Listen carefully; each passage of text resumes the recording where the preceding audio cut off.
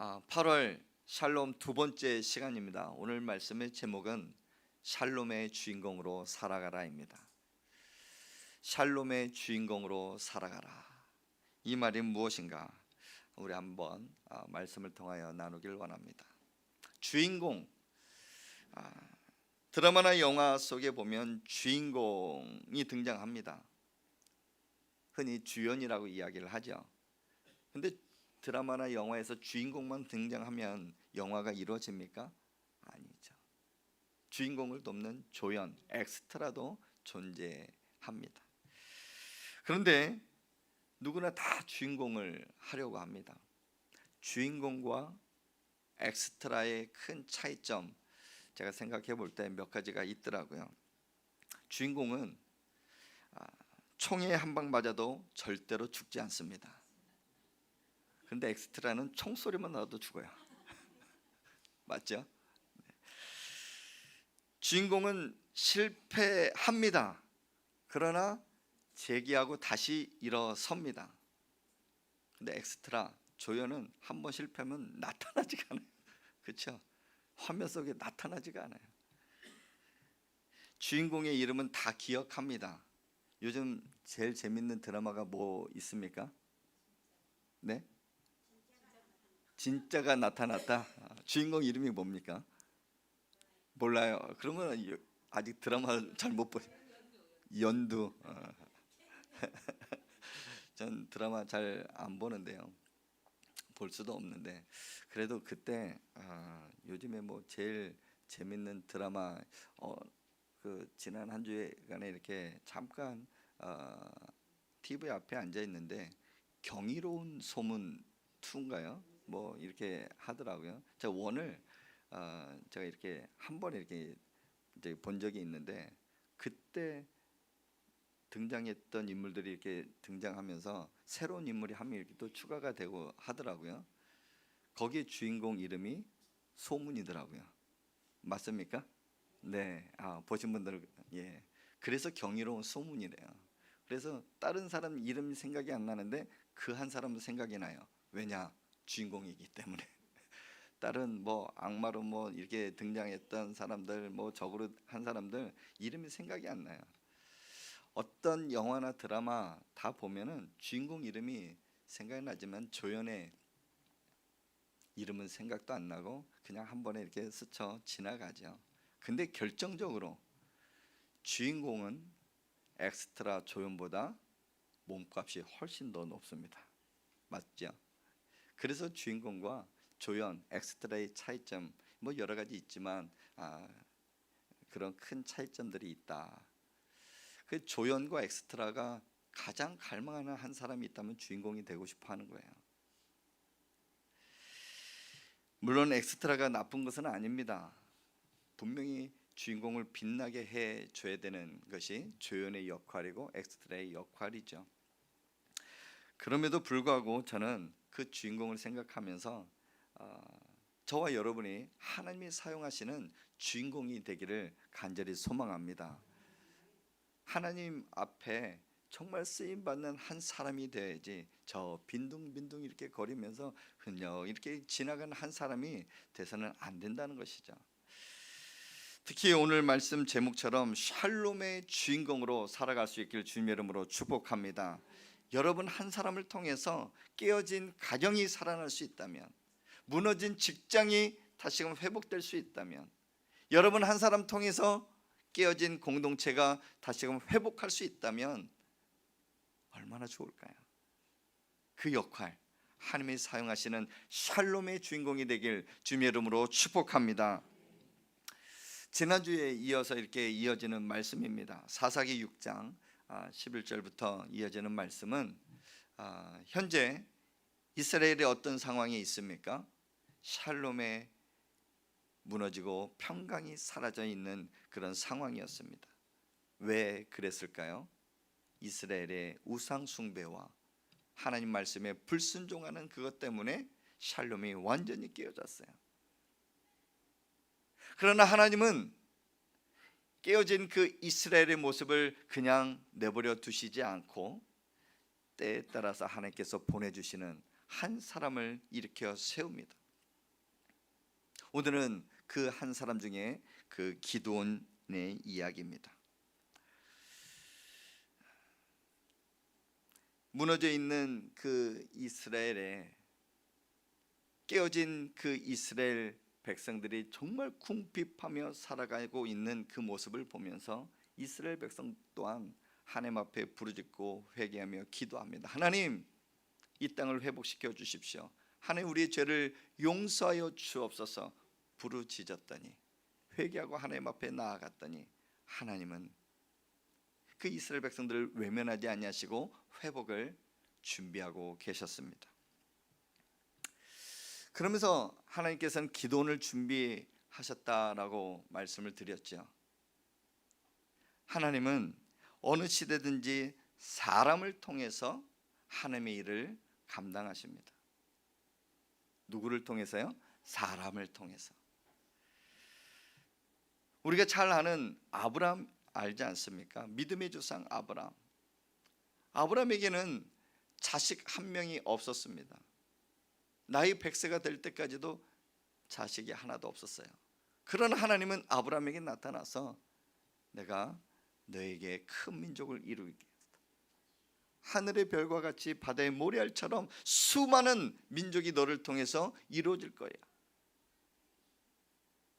아브라함은 맨 처음에는 믿지 않았지만 하나님의 말씀에 순종하고 믿게 되었더니 진짜 100세 낳은 그 이삭을 통해서 하나님의 구원의 역사가 이루어졌어요. 그 이후에 수많은 사람들이 있었지만 우리가 잘 아는 모세, 많은 사람들이 애굽에 종살이를 하고 있었을 때 400년이 넘게 애굽에 종살이하고 있을 그때 하나님은 한 사람을 또 부르시죠. 누구를 부르셨습니까? 모세를 부르셔요. 모세야, 네가 가서 저 이스라엘 백성들, 고통받는 이스라엘 백성들을 데리고 나와라. 모세야, 그 이스라엘 백성들 앞에 서고 바로 앞에 서서 내 백성을 보내달라고 요청을 합니다. 하나님은 모세와 함께 하셔서 그 모든 이스라엘 백성들을 이끌어내죠. 출애굽했던 그때 하나님은 모세를 사용하셨어요. 그뿐입니까? 아브람과 모세, 그 이후에 하나님은 그냥 그 시대 때에 따라서 사람을 세우고 지금까지 우리가 신앙생활을 하는 데 있어서 때에 따라서 어느 시대든지 한 사람을 통해서 하나님은 계속해서 역사하신다는 거예요. 이 시대도 하나님이 사용하시는 그 한 사람, 하나님 그 한 사람을 지금도 찾고 계십니다. 분명한 것은 이 시대 저와 여러분이 하나님 앞에 온전히 쓰임받기를 주님의 이름으로 축복합니다. 하나님 앞에 쓰임받고 이렇게 하나님이 사용하신다고 하니 여러분 얼굴에는 수심이 이렇게 있는 것 같아요. 하나님 나를 사용하시면 어떡하지? 하나님 나를 목회자로 부르고 나를 선교자로 부르시면 안 됩니다. 그런 마음이 한켠에 있으신 것 같아요. 근데 걱정할 일이 없습니다. 걱정 안 하셔도 돼요. 아멘. 왜냐하면 여러분이 지금 그 일들을 감당하고 있기 때문에 그래요. 분명히 선교사의 직분, 목회자의 직분, 전도사의 직분이 없음에도 불구하고 하나님이 여러분을 가정으로 보내셨어요. 직장으로 보내셨고 사업장으로 보내셔서 삶 속에서 하나님의 자녀로 부름받고 그렇게 나아갈 수 있도록 여러분 함께 하심을 여러분 믿으시길 바랍니다. 그래서 내가 어디에 있든지 내가 가정의 선교사이구나, 내가 직장의 선교사이구나, 내가 사업장의 선교사이구나, 그런 마음으로 이렇게 갖고 살아간다면 하나님 앞에 이렇게 온전히 쓰임받는 한 사람으로 여겨질 것입니다. 오늘 그렇게 깨어진, 샬롬이 깨어진 그곳 이스라엘에 하나님은 기드온 한 사람을 찾아갑니다. 기드온이라는 그 젊은이에게 주의 천사가 나타납니다. 우리 12절 말씀 우리 한번 같이 읽어볼까요? 시작. 큰 용사여 주님께서 너와 함께 계신다. 시작. 큰 용사여 주님께서 너와 함께 계신다. 아멘. 누가 누구에게 말씀하십니까? 주의 천사가 기드온이라는 한 청년에게 이야기를 하는 거예요. 기드온아, 하나님께서 그러시는데 너는 큰 용사래. 그리고 하나님이 너와 함께 계신대. 여러분 자고 있는데, 여러분 막 열심히 일을 하고 있는데 이런 음성이 들리면 여러분 어떠실 것 같아요? 주여 감사합니다. 제가 순종하겠습니다. 야, 이 믿음 좋은 사람이 있으면 얼마나 좋겠습니까? 그렇죠? 그런데 기도는 그런 사람이 아니었어요. 주님 누구십니까? 왜 저를 부르십니까? 제가 큰 용사라고요? 아니요, 저는 큰 용사가 아닙니다. 하나님 말씀에 첫 번째 거절을 합니다. 오히려 되묻습니다. 어떻게 물을까요? 우리 13절 말씀 한번 읽어보겠습니다. 시작. 오 나의 주여 여호와께서 우리와 함께 계시면 어찌하여 이 모든 일이 우리에게 일어났습니까? 네, 이런 말이에요. 하나님, 제가 큰 용사라고요? 저와 함께 계신다고요? 아니요. 하나님이 우리와 함께 계신다면 어떻게 지금 이렇게 이스라엘 백성들이 힘들 고통 그렇게 겪어야 되겠습니까? 하나님 우리를 버리셨습니다. 하나님은 우리를 외면하셨습니다. 하나님은 우리와 함께하지 않습니다 하면서 기드온은 찾아온 그 천사에게 거절을 하게 됩니다. 우리도 이런 일을 경험하며 살아갈 수 있습니다. 분명히 우리가 하나님을 믿고 예배하며 기도한 그런 삶을 살아가고 있지만 우리의 삶이 이렇게 보면 넉넉하지가 않는 거예요. 계속해서 힘든 고난은 계속해서 이어지고, 자녀와의, 남편과의, 사랑과의 관계는 정말 어그러져 있고, 경제의 문제, 건강의 문제, 이런저런 문제들은 우리 안에 정말 가득하여 걱정, 근심 속에 살아가는데, 하나님, 도대체 하나님은 살아계시는 겁니까? 살아계신다면 나의 문제를, 나의 건강을 치유하시고 회복시켜 주셔야 되는데 왜 여전히 나는 이렇게 살아가야 합니까? 하나님 살아계시지 않죠? 이런 탄식 속에 우리가 살아갈 수 있다는 것이죠. 그러나 분명한 것은 하나님은 지금도 살아계시고 우리와 함께 계심을 여러분 믿으시길 바랍니다. 14절, 그러면서도 하나님은 기드온에게 다시 한번 이야기합니다. 시작. 너는 가서 이 너의 힘으로 이스라엘을 미디안 손에서 구원하라. 내가 너를 보낸 것이 아니냐. 아멘. 하나님은 기드온에게 다시금 변명하지 않아요. 아니야, 나는 너를 통해서 이스라엘 백성들을 구원할 거야. 너는 가라. 내가 너를 보낸 거야. 내가 너를 선택한 거야. 하나님은 그에게 말씀하시는 것이죠. 이 기드온이라는 이름의 뜻이 무엇인지 아십니까? 기드온은 베어 쓰러뜨리다 라는 의미가 있어요. 기드온의 이름에 있어서는 정말 모든 사람을 베어 쓰러뜨릴 수 있는 그 이름을 가지고 있어요. 용맹한 장군의 의미가 있습니다. 하나님은 기드온을 너무나 잘 아셨고 그의 모습을, 그 중심을 알고 계셨기에 하나님은 기드온을 선택하신 거거든요. 그런데 기드온은 하나님 앞에 이제는 조금 더 구체적으로 변명을 합니다. 15절 보니까 보소서, 하나님 내 처지, 내 상황, 나의 모습을 정말 보소서. 내 모습을 한번 봐주십시오. 나는 므낫세 중에 가장 극히 약한 사람입니다. 보잘것이 없다라는 거예요. 그리고 하나님, 내 집안에 있어서는 내가 가장 약합니다. 그런데 저를 큰 용사라고요? 하나님, 저랑 절대 어울리지가 않습니다. 이스라엘을 구원하라고요? 저는 절대 못합니다. 그렇게 변명을 하는 것이에요. 누가 누구를 평가하고 있습니까? 기드온 자신을 평가하고 있는 거예요. 어떻게 해요? 내가 가장 약한 사람입니다. 나는 아무것도 할 수가 없습니다 라고 그렇게 고백을 하는 것입니다. 여기서 중요한 한 가지를 발견합니다. 그럼에도 불구하고 하나님은 정말 나약하고 가장 약한 그 한 사람을 선택하셨다는 것입니다. 정말 보잘것없고 나약한 그 한 사람을 왜 하나님은 선택하셨을까요? 고린도전서 1장 27절에 이렇게 말씀합니다. 우리 한번 읽어봅시다. 시작. 그러나 하나님께서 세상에 미련한 것들을 택하사 세상의 자들을 부끄럽게 하려 하시고 세상의 약한 것들을 택하사 강한 것들을 부끄럽게 하려 하시며. 아멘. 하나님 분명히 한 사람을 선택하시고 사람을 통하여 하나님의 역사를 이루어 가십니다. 그런데 다 준비된 사람, 그 사람도 사용하시고요,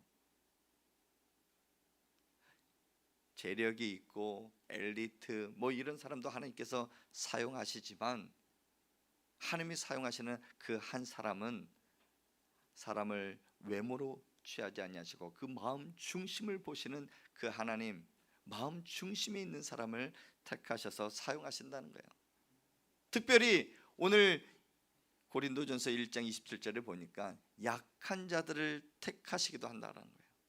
약한 자들을 택하셔서 강한 자, 지혜로운 그 사람들을 부끄럽게 하신다라는 거예요. 고린도후서 12장 10절에 이런 말씀이 있어요. 그렇게 바울이 이렇게 고백합니다. 고린도후서 12장 10절에 보면은 내가 약할 때 곧 강함이라 말씀하여. 바울이요, 공부할 것은 공부한 대로 정말 엘리트 중에 엘리트였어요. 그리고 로마 시민권까지 가지고 있는 정말 어느 꺼리낌 없이 이렇게 살아갈 수 있는, 많은 사람들이 부러워할 수 있는 그런 사람인데 자기를 약하다라고 그랬어요.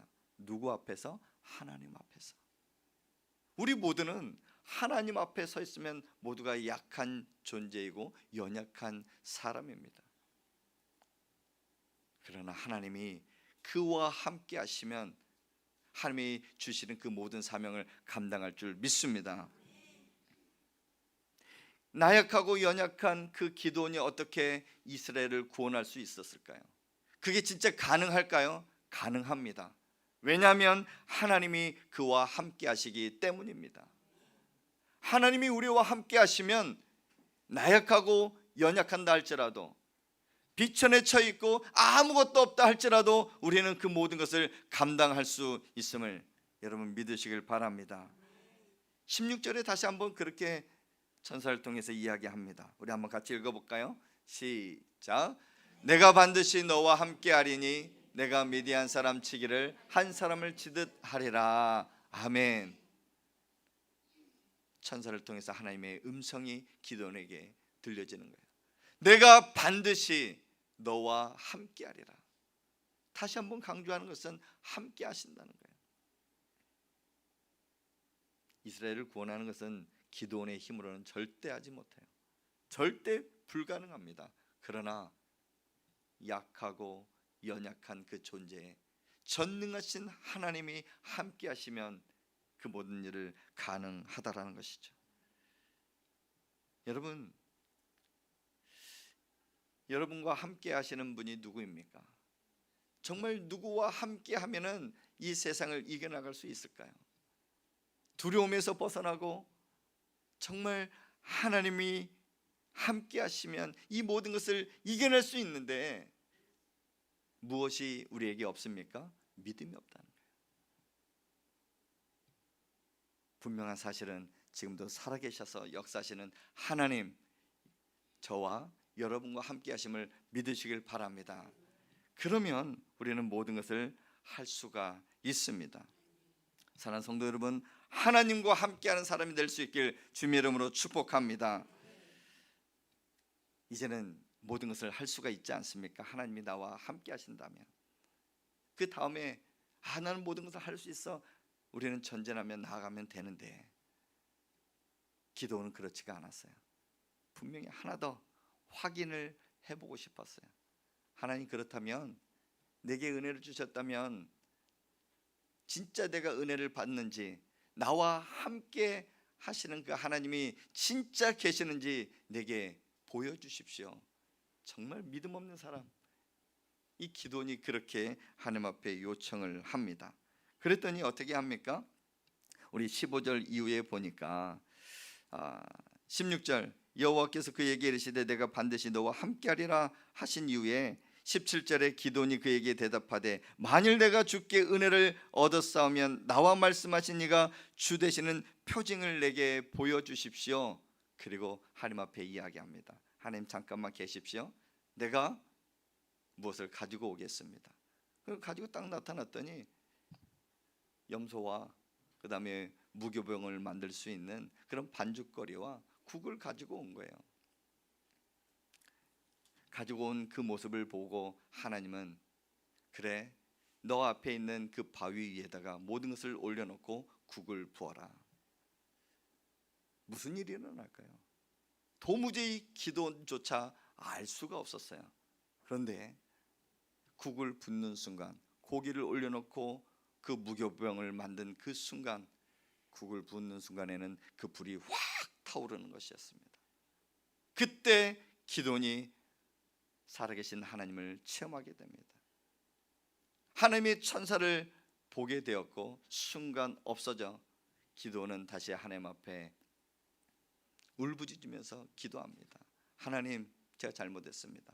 지금 제가 두렵습니다. 진짜 하나님은 살아계시는군요 하면서 그가 하나님을 다시금 부르짖습니다. 그랬더니 하나님은 말씀합니다. 23절에 우리 한번 같이 읽어볼까요?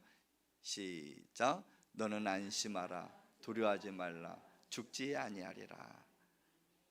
그 불이 활활 타오르는 것을 보고 하나님이 살아계시고 하나님의 천사를 보았다는 것으로 말미암아 내가 이제는 죽게 되었구나, 내가 믿음 없는 말을 하였고 내가 그렇게 두렵게 살아갔던 그 모습, 그래서 나는 이제는 죽게 되었구나 하면서 두려움이 있었던 거예요. 하지만 하나님은 기도원에게 찾아나가 안심하라, 두려워하지 말라, 너는 절대 죽지 아니하리라. 그렇게 말씀하시면서 우리가 잘 아는 말씀, 여호와의 샬롬의 복을 그에게 주신 것입니다. 여호와의 샬롬은 그 제단 이름이 여호와의 샬롬이에요. 두려움이 사라지고 여호와의 샬롬이 임할 때 먼저는 기도원의 마음속에 있는 그 두려움이 사라지게 되었어요. 이 두려움이 사라지게 되니 이제는 하나님께서 기도원을 찾으시고 명하신 그 구원의 역사를 이루어 나갈 수 있었다는 것이죠. 하나님은 죽음의 공포에 두려워하는 기도원에게 무엇을 주셨습니까? 평안을 주셨어요. 기도원은 큰 용사로 부르신 하나님이심을 믿게 되었고 믿음의 사람으로 전진하게 되었다는 것이죠. 오늘 말씀 전체를 보면 기도원은 어떤 사람입니까? 하나님을 만나기 전에는 나약한 사람, 믿음 없는 사람이었어요. 하지만 하나님을 경험하고 하나님 샬롬의 복을 얻게 되어지고 변화된 그 기도원의 모습은 첫 번째 믿음의 사람이었어요. 아, 진짜 하나님이 나와 함께 계시는구나. 사랑하는 성도 여러분, 믿음의 사람으로 살아갈 수 있길 주님 이름으로 축복합니다. 두 번째, 기도는 어떤 사람입니까? 순종의 사람이었어요. 고기를 가지고 오고 무교병을 가지고 오며 국을 부으라고 했었을 때, 그 바위 위에다가 국을 부었을 때, 하나님 도대체 무슨 일을 하시려고요? 아무 일도 일어나지 않습니다. 하나님 계시지 않지 않습니까? 믿음 없는 사람이었지만 국을 부으라 했을 때 어떻게 했습니까? 국을 부었어요. 순종할 때 기적은 일어나게 될 줄 믿습니다. 하나님 말씀에 순종하고 나아갈 때 요단강은 열려지게 되어 있는 거예요. 우리의 삶도 열려지게 되어 있습니다. 순종할 때 우리의 삶 가운데 샬롬의 복이 임하게 될 줄 믿습니다. 또 한 가지, 기도는 어떤 사람입니까? 예배하는 사람이었어요. 하나님 잠시만 계십시오. 무엇하기 위해서? 그래, 하나님 만나기 위해서는 하나님 앞에 제단을 쌓아야지. 그러면서 고기도 가져와요. 그리고 무교병도 가져와요. 그러면서 열심을 다하여 최선을 다하여 제단을 쌓는 기도의 모습이 있었어요. 우리 예배가 이래야 된다는 것이죠. 일주일 동안 지쳐 우리가 살아가지만 정말 하나님께서 우리와 함께 계심을 믿고 이 자리에 하나님 앞에 예배하는 우리 마음과 정성을 다하여 하나님 앞에 올려드리는 예배, 하나님은 그것을 기뻐하신다는 사실입니다. 기도는 하나님 앞에서 믿음의 사람으로, 순종의 사람으로, 그리고 예배하는 삶으로 변화될 때 그가 간 곳곳마다 이스라엘은 구원이 임하였고, 그리고 깨어진 그 샬롬의 복이 다시금 회복되었다는 사실 여러분 믿으시길 바랍니다. 말씀을 맺습니다. 하나님은 어느 시대든지 사람을 통하여 하나님의 일을 하십니다. 지금도 하나님은 살아계셔서 역사하실 때 저와 여러분 한 사람 한 사람 찾고 계시고 그리고 사용하신다는 사실을 믿으시길 바랍니다. 비록 내가 내 모습 볼 때는 너무나 연약하고 나약하고 보잘것없는 사람, 그 사람으로 보일지 모르지만 하나님이 우리를 볼 때는 너는 내 자녀야, 우리에게 말씀하시면서 우리에게 귀한 특권을 우리에게 주십니다. 여러분이 할렐루야 외치고 주의 이름을 외치고 샬롬의 복을 위하여 기도할 그곳마다 하나님 샬롬의 은혜가 흘러가게 될 줄 믿습니다. 사랑하는 성도 여러분, 큰 용사야 내가 너와 함께함이라. 큰 용사야, 큰 용사 서목사야 내가 너와 함께함이라. 그렇게 여겨지고 큰 용사 누구 권사야, 누구야 이름을 부를 때 그 위에 뒤에 따라 나오는 수식어가 있죠. 내가 너와 함께함이라. 여러분 이 복을 누릴 수 있길 주님의 이름으로 축복합니다. 그렇게 될 때 우리도 기도원처럼 하나님이 사용하시는 주인공으로 살아갈 수가 있습니다. 이번 한 주 기도원처럼 믿음의 사람으로 살아갈 수 있길 바랍니다.